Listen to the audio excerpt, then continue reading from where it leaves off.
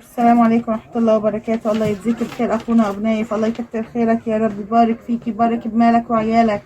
والله هال1000 ليرة اللي بعت لنا إياها لهالأيتام إجت بوقتها. الله يعوض عليك ويرزقك، ينولك كل شي بتتمناه، يبارك فيك. والله يعني نحن عاجزين عن شكرك، لأني لو تعرف نحن شد محتاجينها يعني بهالأيام الفضيلة ب10 الأواخر من رمضان. أطفال أيتام.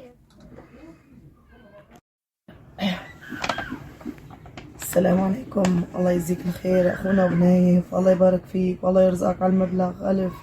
والله يجيب وقت لهالايتام، والله العظيم نجيب لهم، مشان اجيب لهم اكل وشربون ودواء والله لابني، وهي حالة ابني انا والله العظيم وضع كتير مأساوي.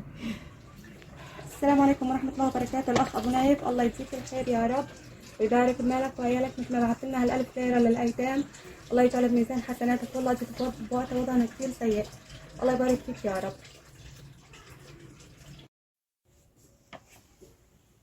السلام عليكم. الله يجزيك الخير اخوي ابو نايف، الله يحن عليك يا رب، الله يجبر بخاطرك ويوفقك ويجعلها ان شاء الله هذا المبلغ ميزان اعمالك وحسناتك، الله يتقبل يا رب. يعني والله العظيم هذا المبلغ اجى بوقته، مبلغ 1000 ليرة تركي، انا باشد الحاجة كنت له.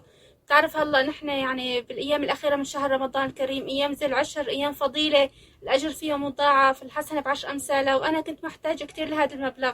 يعني كان بدي لباس لبنتي على العيد لسه ما اشتريت لها، وانا بحاجة كنت ادوية، وكنت محتارة شو بدي امن حالي، وبتعرف يعني ما جهزت شي على العيد نهائيا.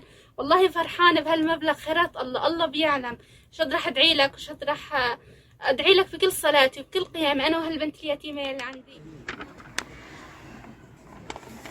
السلام عليكم ورحمة الله وبركاته. الله يجزيك الخير أخوي أبو نايف، الله يجبر بخاطرك على ال1000 ليرة اللي اجتني هلا. والله العظيم أنا بحاجتها، يعني اجتني قسما بالله، يعني الله بيعلم بالحال. هاي بنتي يتيمة وعبتنق علي، بدها لباس على العيد وبدها بوط، والله العظيم ما قدرت اجيب لها، يعني والله اجوني بوقتهم. الله يجزيك الخير والله يفرج عليك يا رب، الله يعوض عليك. والله العظيم هلا كنت عم بطبخ على النار وطلعت.